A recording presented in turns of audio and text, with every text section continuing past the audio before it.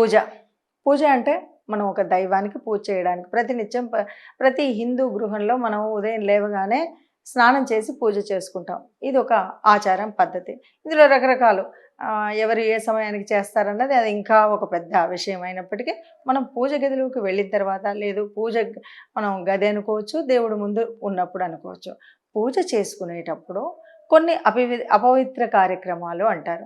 మనం ఎందుకు మీరు ఎప్పుడైనా సత్యనారాయణ స్వామి వ్రతం చేయించుకునే వాళ్ళే చూడండి. అక్కడ అనుకోకుండానో ఏదైనా సరే తల వెంట్రుక జారి పడితే ఎంబటే అక్కడ క్లీన్ చేసిన తర్వాత ఓ మంత్రం అపవిత్రం అనేటువంటి మంత్రాన్ని చదువుతూ ఉంటారు. అంటే కొన్ని నిర్జీవమైనటువంటి వాటిని మనం అపవిత్రంగా భావిస్తాం. ఒక గోర్లు కానీ, వెంట్రుకలు పడడం కానీ, అలాగే ఆవలింతలు ఇలాంటివి కూడా ఏంటంటే ఒక తామస శక్తి గుర్తింపులాగా ఉంటాయి.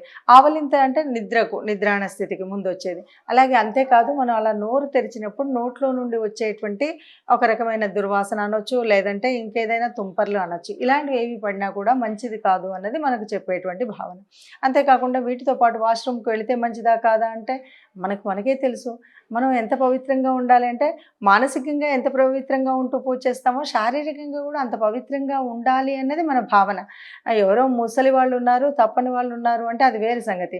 శరీరం ఆరోగ్యంగా ఉండి అన్నీ బాగున్నటువంటి వాళ్ళు పూజ గదిలోకి వెళ్ళినప్పుడు నియమ నిష్టలతో సరిగ్గా పూజకు మొదలుపెట్టిన దగ్గర నుండి బయటకు వచ్చే వరకు కూడా మనం అనుకున్నటువంటి స్తోత్రమా, మంత్రమా, పూజ, దండమా ఏదైనా సరే మనకు తోచినంత కాలం అంటే 5 నిమిషాల, 1 నిమిషమా, 2 నిమిషాల మన ఇష్టం.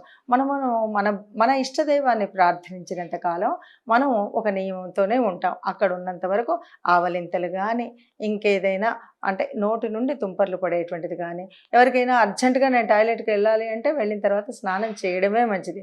ఎందుకు అంటే మనం ఏదైనా సరే వేటిని పవిత్రంగా మలమూత్రాలు విసర్జించేటువంటి మనం ఆ రూమ్లోకి వెళ్ళిన తర్వాత మళ్ళీ శరీరం అపరిశుభ్రమైనట్టే లెక్క. కాబట్టి తప్పనిసరిగా స్నానం చేయాలి. అలాంటి పరిస్థితి రాకుండా ఉండేలాగా చూడాలి. ఈ నియమాలన్నీ కూడా నిత్యం పూజ చేసుకునేటప్పుడు అంత ఇబ్బంది కలిగించేవిగా ఉండవు. అందరూ కూడా హాయిగా పూజ చేసుకుంటారు. కానీ ఏదైనా వ్రతము, దీక్ష అంటే 2-3 గంటలు చేస్తూ ఉంటాం చూడండి, అలాంటప్పుడు ఈ ఇబ్బంది వస్తుంది. అలాంటప్పుడు తప్పనిసరిగా మనం ఒక కేదారి వ్రతం చేస్తున్నాం, ఇలాంటి ఇబ్బంది వచ్చినప్పుడు తప్పనిసరిగా మళ్ళీ స్నానం చేసి రావాల్సిందే, మళ్ళీ ఆ వ్రతాన్ని పూర్తి చేయవలసిందే. అలా చేస్తేనే మనం అనుకున్నటువంటి ఏదైతే దీక్షతో ఒక దీక్షా కంకణం కట్టుకొని చేస్తున్నటువంటి వ్రతానికి వ్రత నియమాలను పాటించిన వాళ్ళం అవుతాం.